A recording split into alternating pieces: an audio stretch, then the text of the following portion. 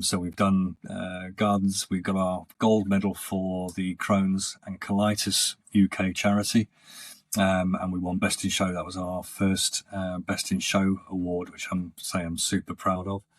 And we've also done a garden called the Vitamin G Garden, which was a real privilege and honour to be invited by the RHS to actually build one of their feature gardens.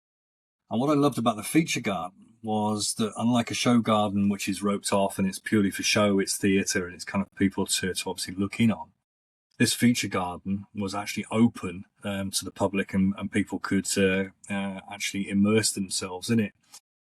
And the garden was the story behind the Vitamin G Garden, as in vitamin garden, was actually some science done by Sheffield University.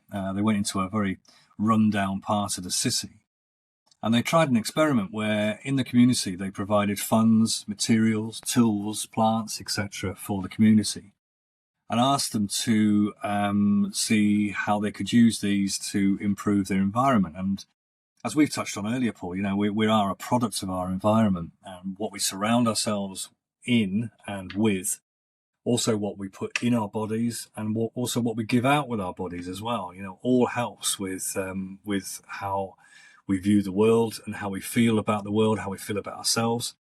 And what they found actually in this instance was that all of a sudden people started talking. And it's surprising, isn't it?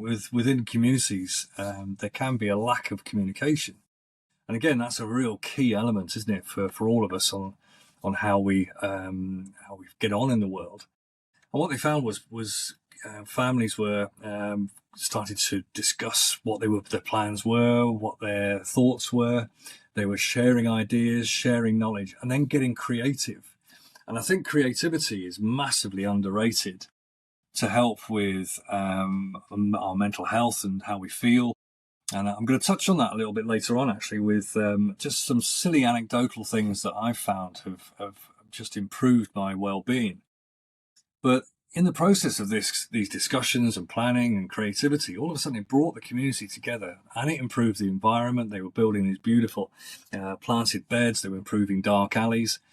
And it just showed the power of gardening, the environment, which is why they called it the Vitamin G Garden. For us, the challenge was, it was a unique garden in the respect that it was first built by a team at the RHS Malvern show.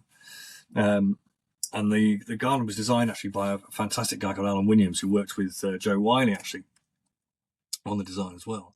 Then the garden was broken down and then shipped to RHS Hampton Court, where it was rebuilt. And then we were responsible for the build up at RHS Tatton Flower Show. And we had the biggest challenge because of the crossover between the show at Hampton Court and the start of the build for Tatton.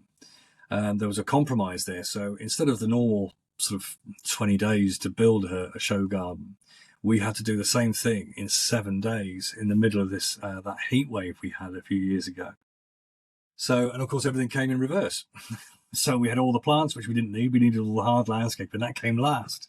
So that was a real challenge. And then we had the heat wave trying to keep 35 mature trees alive and about 5,000 herbaceous plants alive. So that was a really interesting challenge, but we got it over the line. I must say, it nearly broke us and all the team that did it, but we got it over the line. And it was just great to hear